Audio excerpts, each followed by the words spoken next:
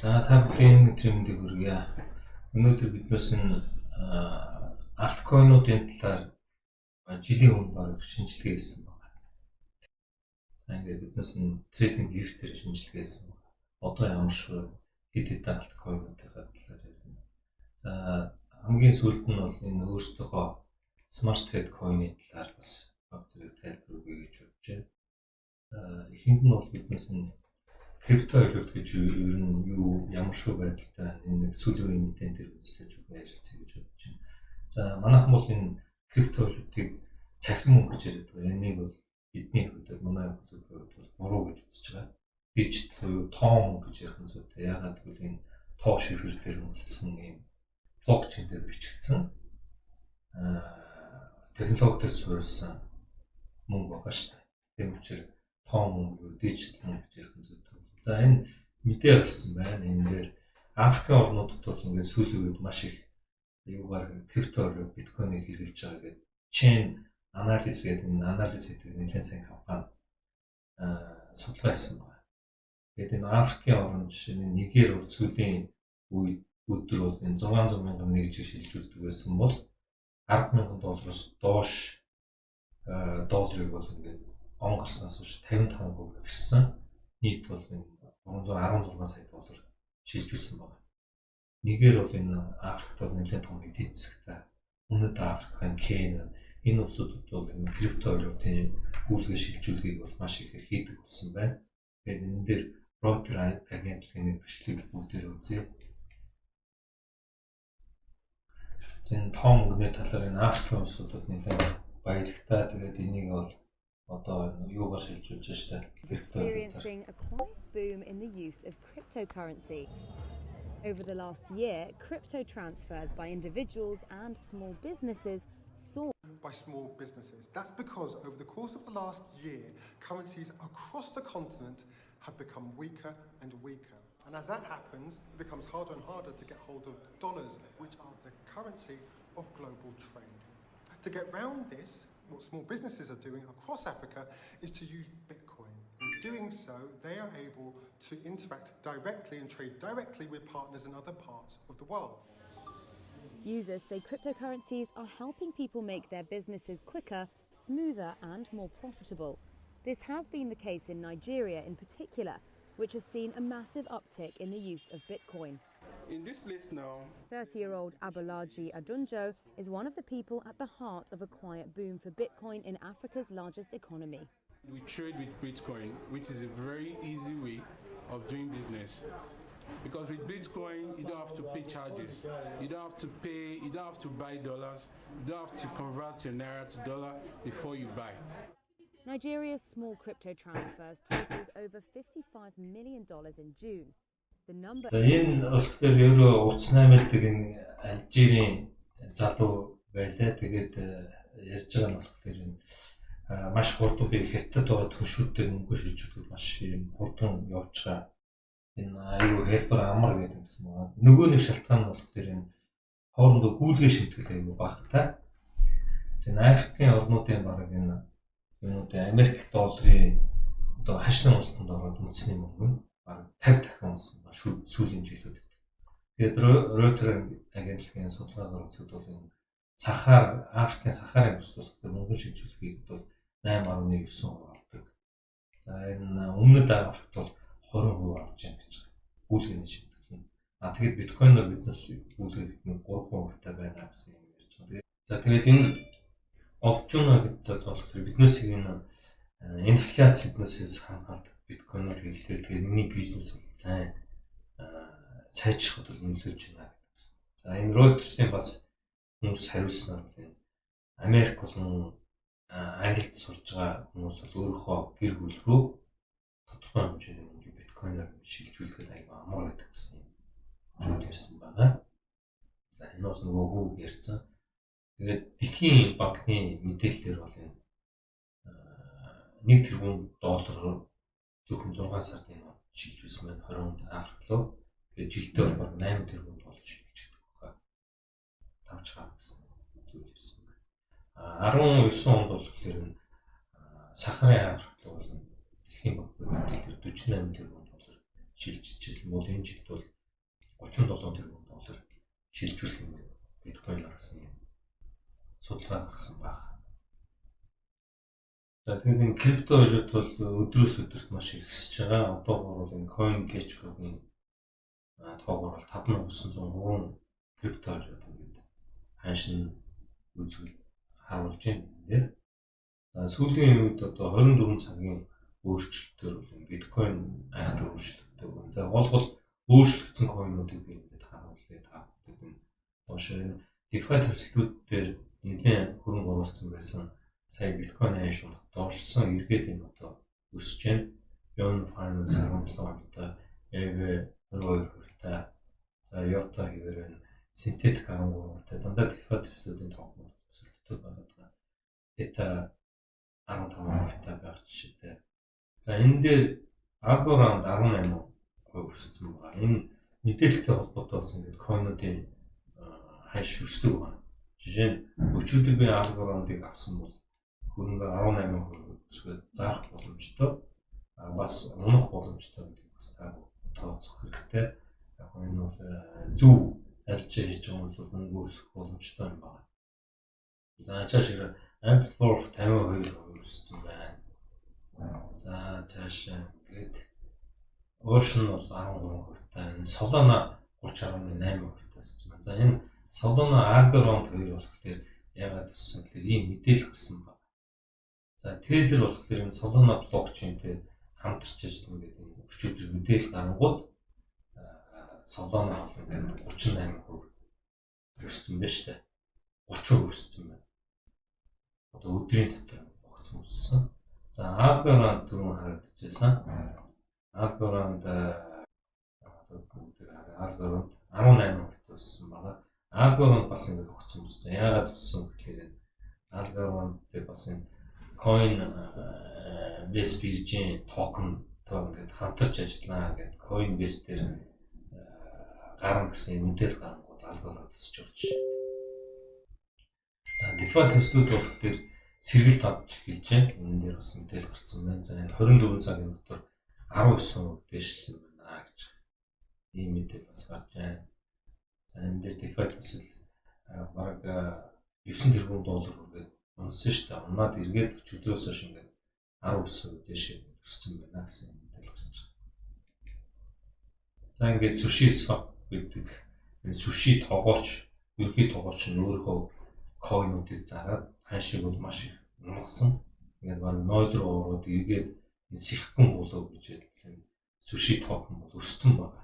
За sushi-ийг дээр харъя. Тэгэхээр энэ токенууд бол ингээд өөрсдийн тийм сонин мэдээлэл юм уу янз бүрийн юм дээр өсдөг байгаа. За энэ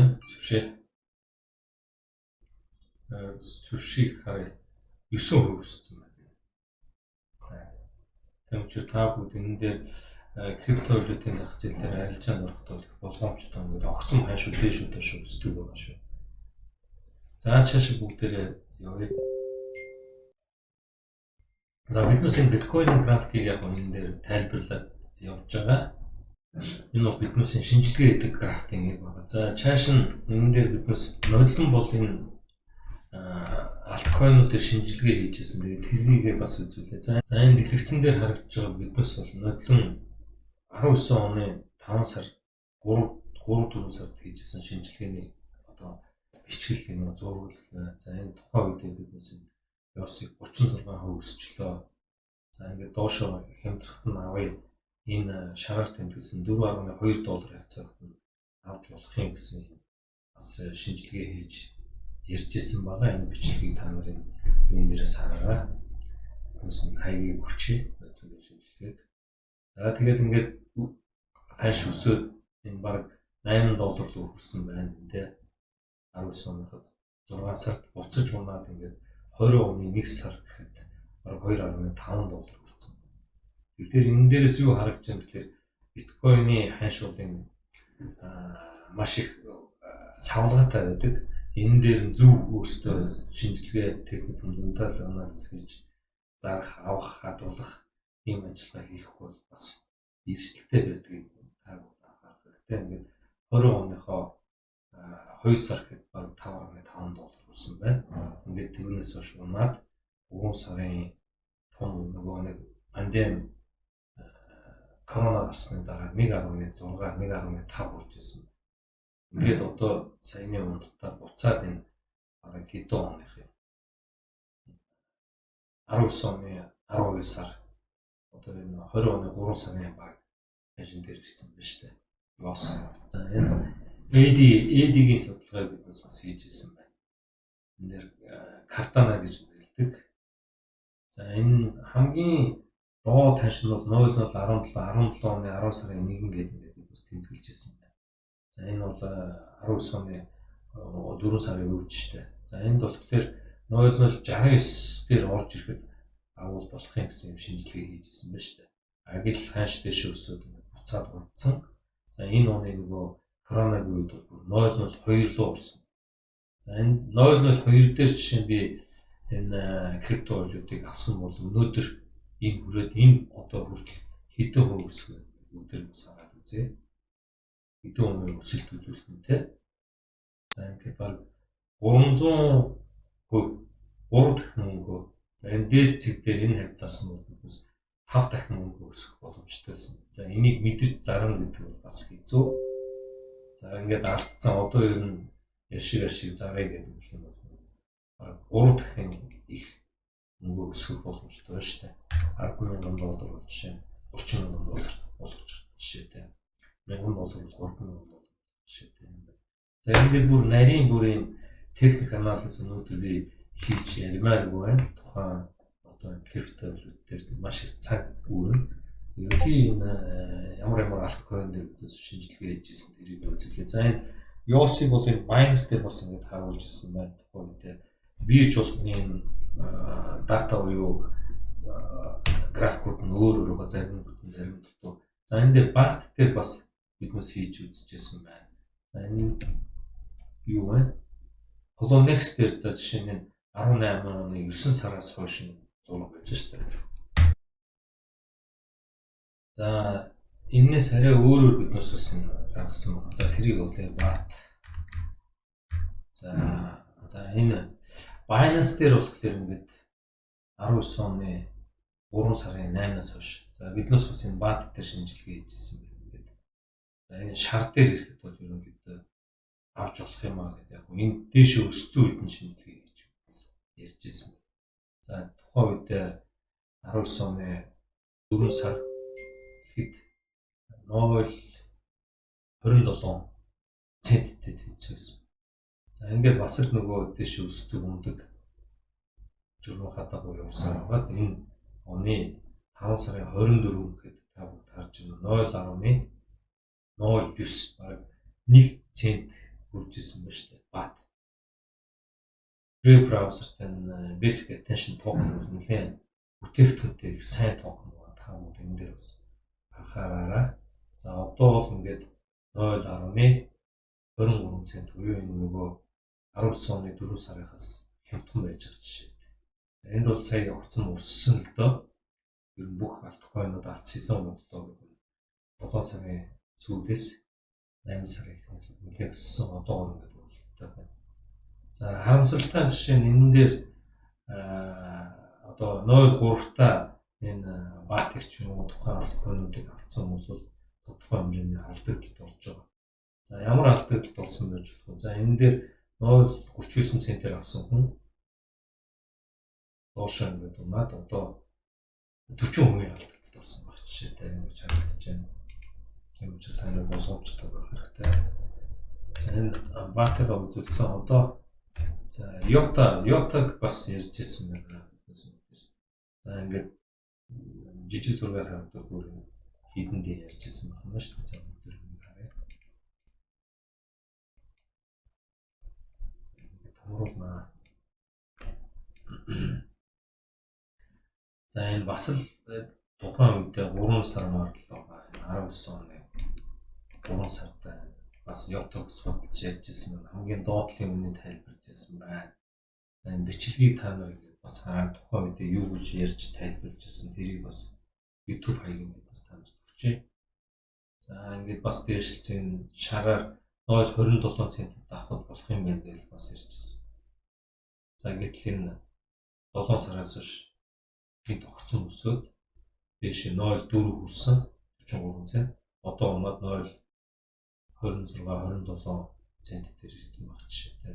Ripple бас ярьжсэн байна. За энэ Binance бирж дээр тайлбарлах чагаад дутуу болохоор Ripple-ийг энэ Bitfinex биржийн зураг дээр бас ингэж ярьжсэн байна. За энд нөгөө 19 оны хавар штэ.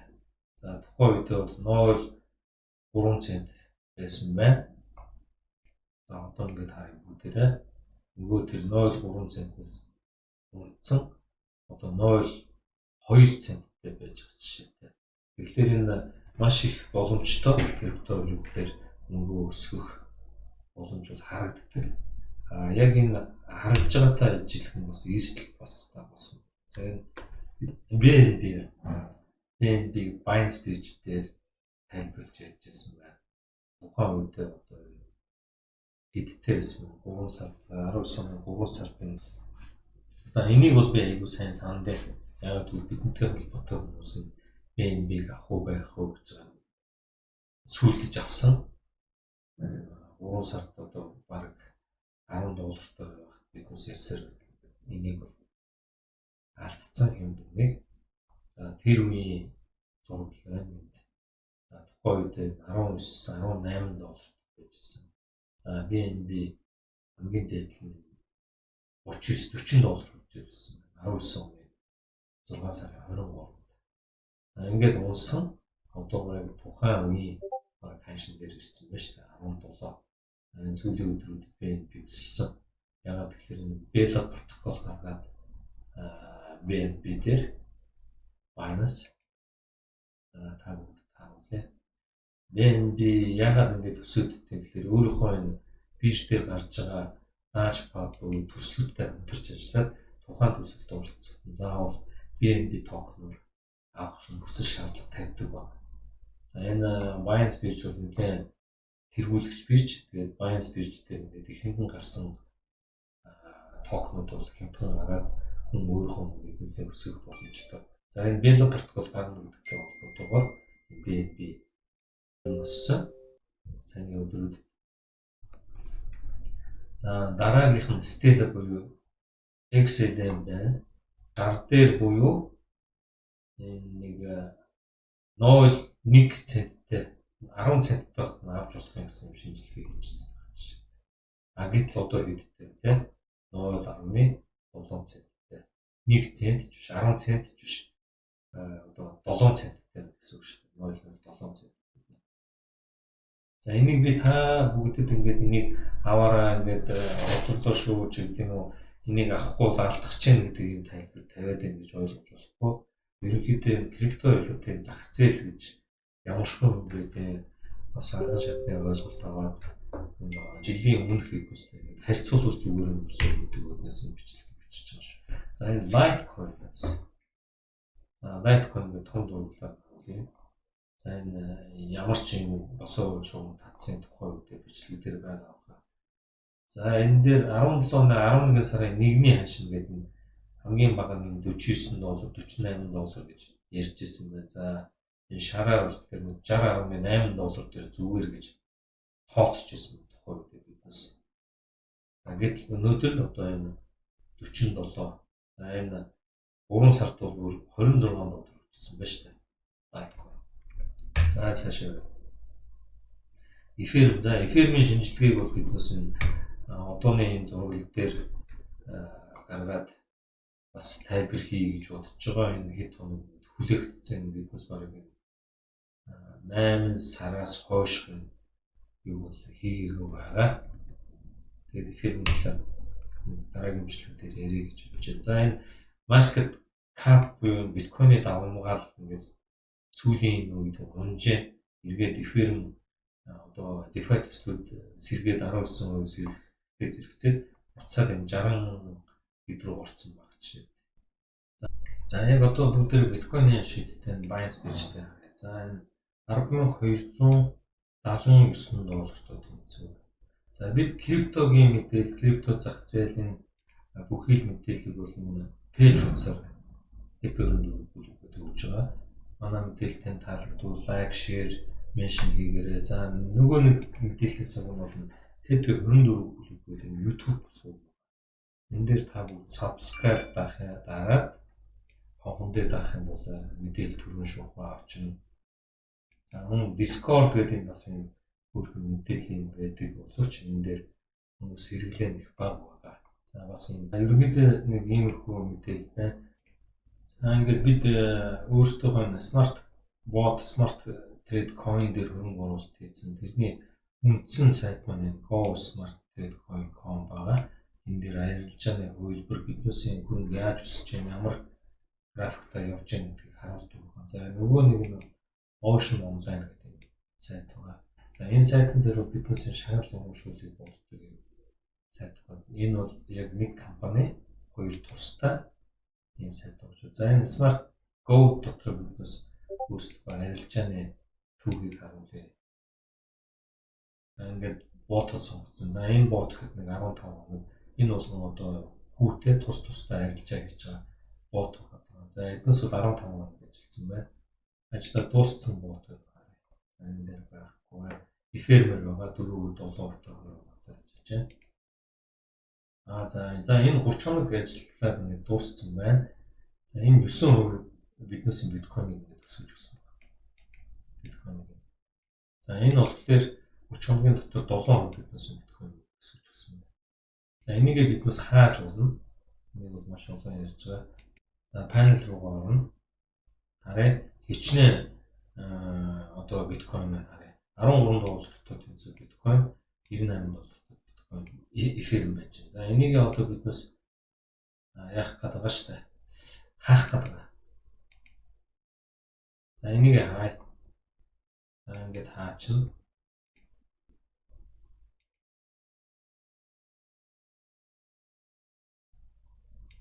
Дараагийн. За энэ эфирэн бас хаалаа. За ингээд хаачна. За ажлаа дахиад байна уу? За энэ 51 хоногтой 13% эфирэн их муу ажилласан байна. Энийг хаяа. За энэ finalize гэдгийн дараалал үндсэн хүүгээ ингээд хоёуланг салгаад гэж хамтд нь ингээд ботноос гаргачих. За дахиад байна.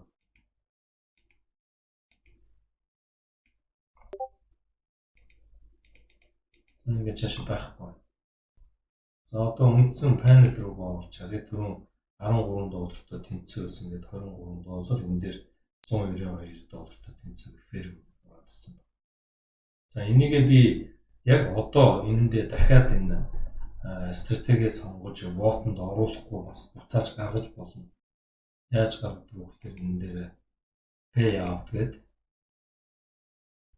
За энэ дээр би биткойн бичиж. За ингээд бүгдийн ихлээр энэ саяны биткойноо өөрийнхөө энэ Binance ч юм уу төрөвчний хаяг руу ингээд submit-ээр гаргачих болдог байгаа шүү. За эфирмийг бас харуулъя эфирмтэй.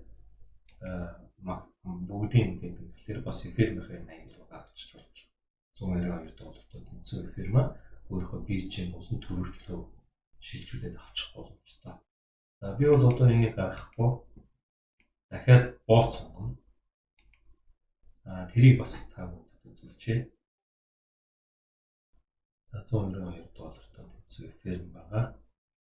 23 доллартай тэнцүү биткойн. За энэ биткойн бол бүгдийн одоо ботонд оруулъя. За 30 хоногийн хугацаатай 100% тэгэхээр бүгдийг ингээд хэвийн сонгоцсон. За ингээд старт гэхээр өнөөдрөөр ингээд дахиад бот ажиллаад эхэлж байгаа. Дараа нь би эфирэн 192 гэдгийг за нэг 40 доллар 5 бот авч болж байна. 50 доллар 4 бот авч болж байна. За 43 доллараар эфирмийн бот сонгоё.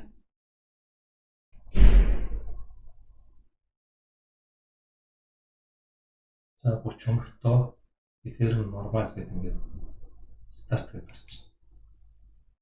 За 30 хоногтой 0.12 эфирэн ингээд шууд авах ажиллуулахгүй. За ингээд арчсан one click тэгээд энүүгээр дараад иж байна. 0.12 гэхээр за энийгээ buy гэж авчихна. Дахиад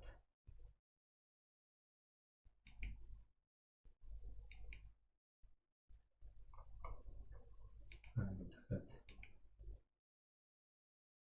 buy гэж.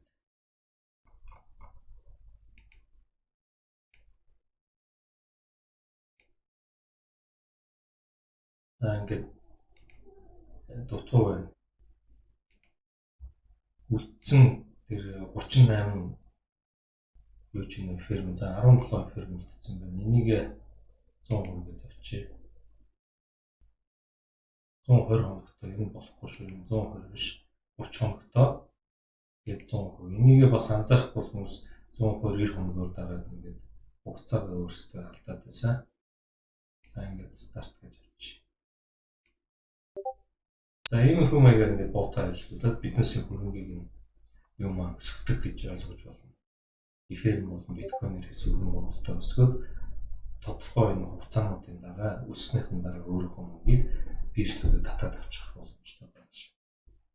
За та бүгдийг энэ дашбордтой бас танилцуулъя гэж бодож байна.